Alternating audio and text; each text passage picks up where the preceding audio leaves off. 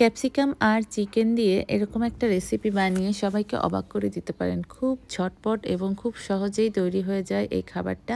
বিকালের নাস্তা বা যেকোনো সময় স্টার্টার হিসেবেও খুব ভালো একটা খাবার। আর আপনারা এটা বানাইতে তেমন কিছুই লাগবে না, খুব সহজেই হয়ে যাবে, কিন্তু দেখতেও লাগবে অসাধারণ। তো প্রথমেই চিকেনটা নিয়ে নিলাম ছোট ছোট কুচি কুচি করে কেটে, তার মধ্যে দিয়ে দিলাম আদার বাটা আর একটু রসুন বাটা, আর দিয়ে দিচ্ছি একটু লবণ। তারপরে এটাকে ভালো করে মেখে নিচ্ছি। একটু ভালো করে মাখানো হলে এর মধ্যে দিয়ে দিব গোলমরিচের গুঁড়া। গোলমরিচের গুঁড়া আপনারা যেরকম মরিচ খান সেরকম দিবেন, যদিও পরে কাঁচামরিচ ব্যবহার করব। তারপরেও আমরা গোলমরিচটা এখানে মেখে দিব। গোলমরিচটা চিকেনের সাথে খুব ভালো যায়। এই তো এটা 10 মিনিট রেস্টে রেখে দিব। অ্যাটলিস্ট 10 মিনিট রাখবেনই, পারলে আধা ঘন্টা রাখতে পারলে আরও ভালো। তারপরে আমি এখানে ক্যাপসিকামগুলো ধুয়ে কেটে নিচ্ছি। এটা মাঝখান থেকে এরকম কেটে নিব, কারণ চিকেনের পুরটা যাবে ক্যাপসিকামের ভিতরে।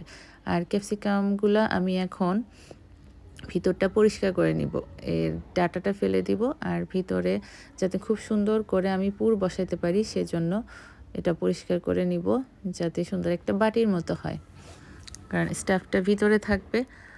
এই জন্য এটাকে আমি রেডি করে আগে রেখে দিচ্ছি। এরপরে আমার ওটা তো 15-20 মিনিট হয়েই গেছে এটা করতে করতে।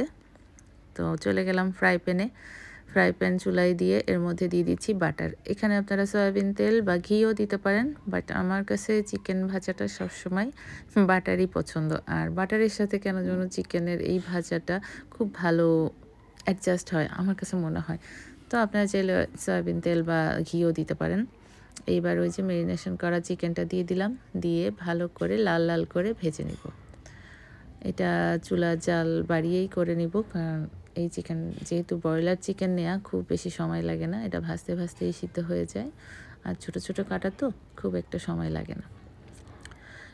বাসায় যদি ক্যাপসিকাম থাকে আর চিকেন থাকে, তাহলে গেস্ট আসলে ওভেন থাকলে খুব দ্রুতই এটা করে নাস্তা হিসেবে দেয়া যায়, সবাই খুব পছন্দ করে খেয়ে নেবে।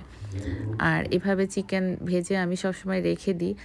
এই চিকেন ভাজাটা ঘরে থাকলে ডিপে বা যে কোনো নর্মাল ফ্রিজে আপনি যে কোনো নাস্তা যখন তখন করে দিতে পারেন গেস্টদের। এটা করে রাখলে হয় কি, একটু নুডলসও বানানো যায় যেখানে চিকেন দেওয়া যায়, তারপরে স্যান্ডউইচ বানানো যায়, তারপরে স্টাফড ক্যাপসিকাম বানানো যায়, ইচ্ছা মতো আর শর্মা টর্মা অনেক কিছু বানানো যায়। তো এটা করে রেখে দিই আমি সবসময়।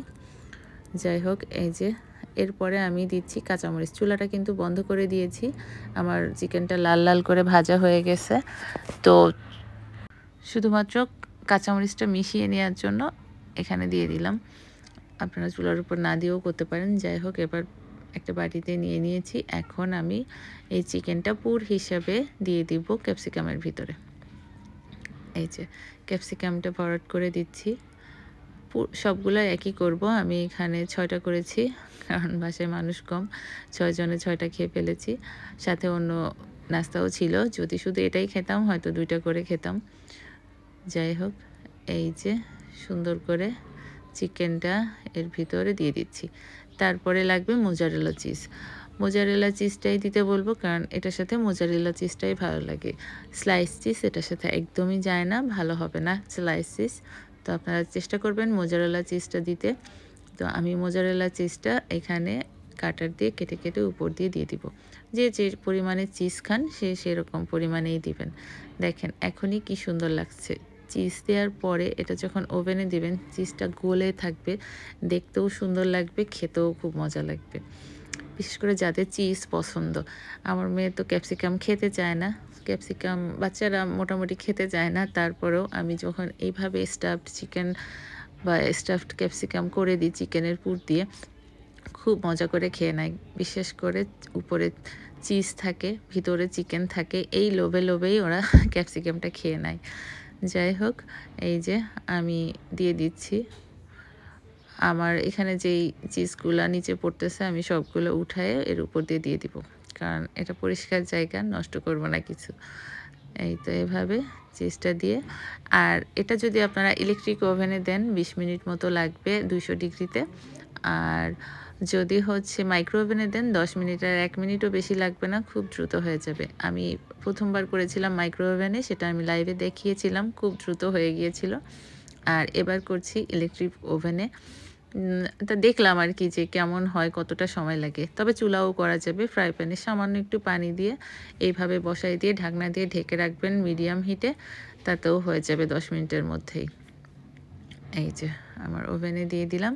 ওভেন থেকে ঠিক ২০ মিনিট পরে ২০০ ডিগ্রিতে দেখেন কি সুন্দর হয়েছে। উপরেরটা চিজটা গলে লাল, লাল হয়ে গেছে। তো আপনারা সবাই এভাবে বাসায় ট্রাই করবেন। সবাই সুস্থ থাকবেন।